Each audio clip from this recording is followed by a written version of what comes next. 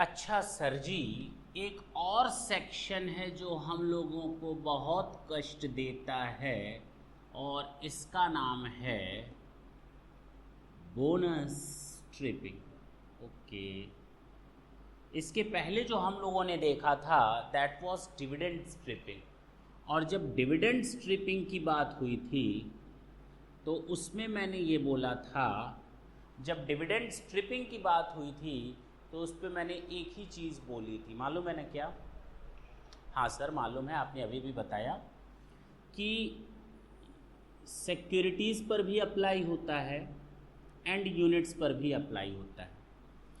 अब units of UTI हो या यूनिट्स ऑफ म्यूचुअल फंड हो, दोनों पर अप्लाई होगा, ठीक है ना। सिक्योरिटीज का मतलब स्टॉक्स एंड शेयर्स दोनों होता है। अब जिस पर डिविडेंड मिलेगा वो स्टॉक्स एंड शेयर्स, जिस पर यूनिट इनकम मिलेगी वो यूनिट्स ऑफ म्यूचुअल फंड और यूनिट्स ऑफ यूटीआई। लेकिन जो अब हम बात करने जा रहे हैं, not applies on shares, applies only on units। Okay, क्या है ये बोनस स्ट्रिपिंग? अगर कोई बंदा इस रिकॉर्ड डेट के पहले 3 महीने के अंदर with in 3 months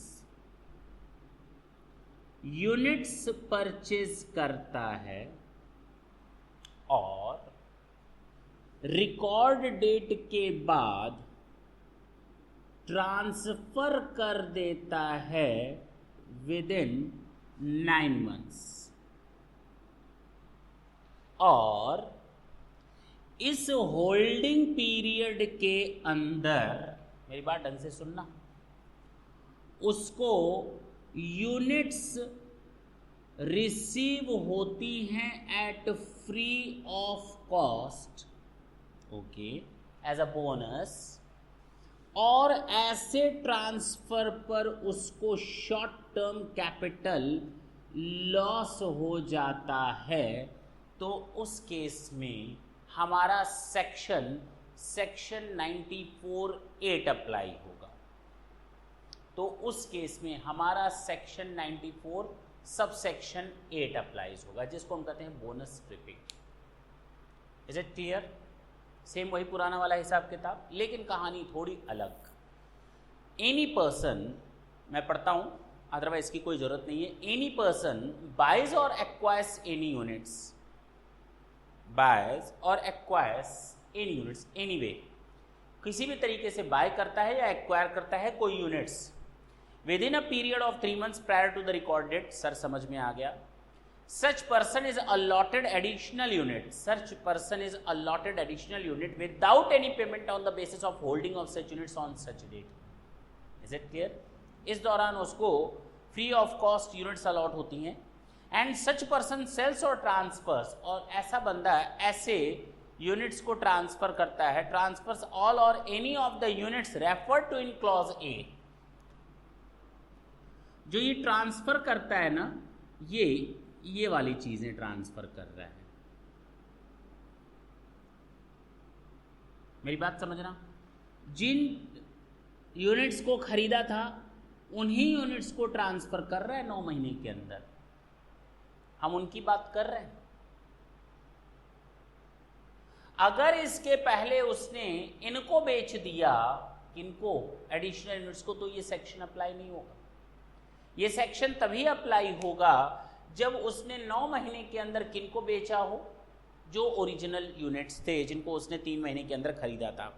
such person sells और transfers all in units refer to in clause A above within a period of 9 months after such dates, okay, while continuing to hold or any all or any of the additional units, यानी continue करना चाहिए, या तो कुछ ये वाली चीजें continue हो यहाँ सारी की सारी कंटिन्यू, यानी कि इनका हिस्सा बचा होना चाहिए। लेकिन अगर उसने ये और ये एक साथ बेच दिए सारे के सारे, तब ये सेक्शन अप्लीकेबल नहीं होगा, ये भी याद रखना। ये सेक्शन तभी अप्लाई होगा, बिल्कुल कंफ्यूज मत होना, कि जिन यूनिट्स को उसने खरीदा था उन यूनिट्स को पूरा बेच ले। चलो उन यूनिट्स को तो बेच ही रहा है, इनको भी कुछ हद तक बेच ले रहा है, यानी कुछ ये बच गए, या तो सारे बच गए इनको बेचने के बाद, या तो कुछ बच गए, कुछ बचे होने चाहिए। जी sir. Then the loss, if any, arising to him on account of such purchase and sales of all or any of such units shall be ignored. क्या इग्नोर करने की बात हो रही है? मैंने अभी कुछ बोला नहीं। Is it clear? ये पूरा एक सेक्शन का स्ट्रक्चर है। अब इसका सॉल्यूशन क्या है जरा मैं आपको बताऊं, जो मैंने अभी पढ़ा नहीं। जो भी यहां लॉस आएगा ना, वो लॉस मान लिया जाएगा इनकी कॉस्ट ऑफ एक्विजिशन। ओके, बस बस बस बस बस बस समझ में आ गया। What ever the loss would be arises on transfers of those units will be treated as the cost of acquisition of remaining units। जी सर, क्लियर है? तो जो लॉस आएगा वो इनकी कॉस्ट ऑफ एक्विजिशन होगी। उस लॉस को आप कैरी फॉरवर्ड मत करना, उस लॉस को इसकी कॉस्ट ऑफ एक्विजिशन मान लेना, क्योंकि फोकट में मिला है ना, तो कॉस्ट ऑफ एक्विजिशन मान लो। सर कोई क्वेश्चन सॉल्व कराइए ना इस पर।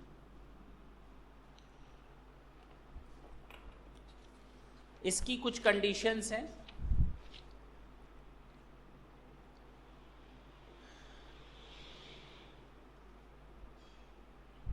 जो हमने आपको बता दी हैं। हम एक क्वेश्चन करने जा रहे हैं।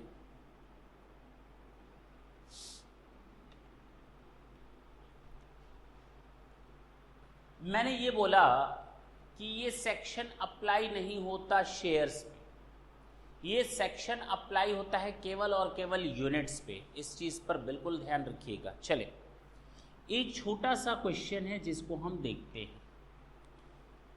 Morgan limited, Morgan Stanley mutual fund declares, Morgan Stanley mutual fund, अच्छा, 1:1 bonus issue declares 1:1 bonus. When, ये बोनस कब देने का इसका इरादा है? 30 अप्रैल 2015 को, 30 April 2015। The fund fix the record date, record date है 31 मई 2015।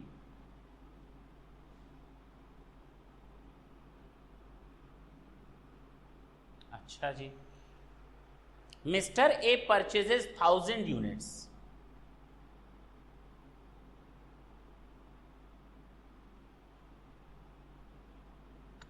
कहीं से भी परचेज किया हो। On 20th May 2015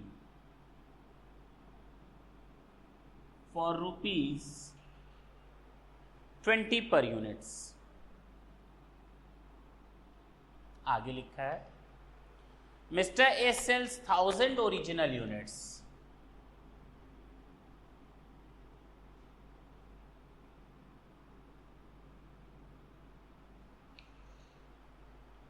on 11th November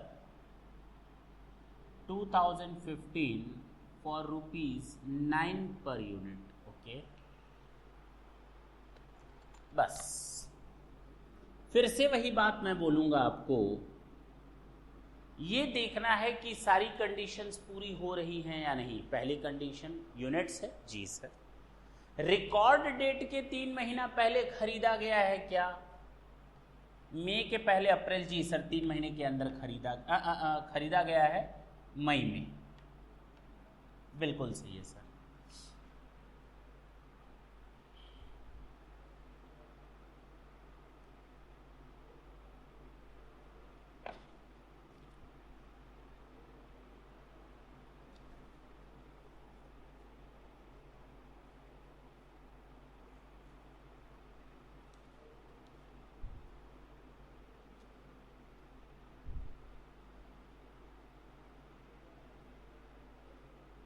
इसको आप 20 अप्रैल कर देंगे, इसको आप 20 अप्रैल कर देंगे। जी सर। तो ये रिकॉर्ड डेट के 3 महीने के अंदर खरीदा गया है क्या? जी सर। और खरीदने के बाद और रिकॉर्ड डेट के अंदर क्या कोई बोनस डिक्लेयर किया गया है क्या? जी सर। 30 अप्रैल को बोनस डिक्लेयर किया गया है 1:1, यानी उसको 1000 यूनिट्स फोकट में मिल गए बिना किसी कॉस्ट को पे किए हुए। सर रिकॉर्ड डेट के बाद 9 महीने के अंदर क्या ट्रांसफर हो गया है क्या? जून, जुलाई, अगस्त, सितंबर, अक्टूबर, नवंबर, हाँ 6 महीने के अंदर ही हो गया। यानी ये सारी कंडीशंस फुलफिल कर रहा है सेक्शन 94 सबसेक्शन 8 की। तो एक काम करते हैं, bonus allotment to Mr. X 1000 units at no cost, पहला पॉइंट। दूसरा, calculation of short term capital gain, sale consideration है of original units. Original units को इसने बेचा है 9 रुपए के हिसाब से 9000 होता है। कॉस्ट ऑफ एक्विजिशन है 1000 यूनिट्स का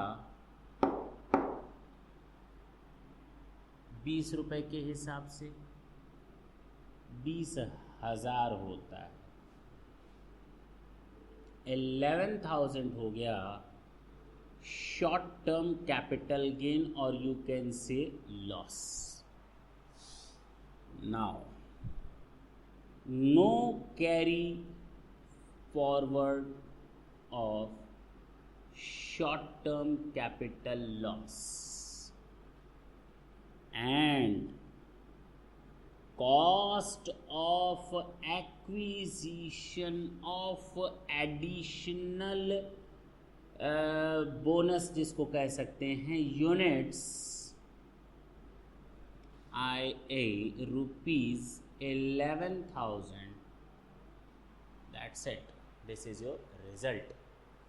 जिसको हमने फ्री ऑफ कॉस्ट में लिया उनकी ये कॉस्ट का काम करेगी। जब हम इनको बेचेंगे तो इसकी कॉस्ट आप 11,000 मान लेना, कोई दिक्कत नहीं, आपको फ़ायदा मिलेगा, ऐसा नहीं है कॉस्ट नहीं मिलेगा। अगर उसको आप बाद में सेल करते तो उसकी कॉस्ट ऑफ एक्विजिशन 0 रखते, मत रखो 0, ये कॉस्ट ले लेना, आज नहीं तो कल वो बेनिफिट ले लेना, लेकिन टैक्स चोरी करने के बारे में ना सोचो। जी सर। तो आपका ये टॉपिक होता है ख़त्म, section 94 subsection 8।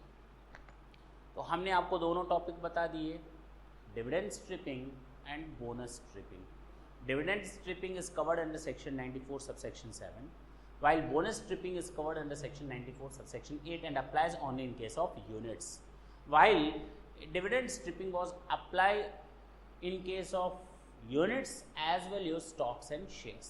Thank you, thank you.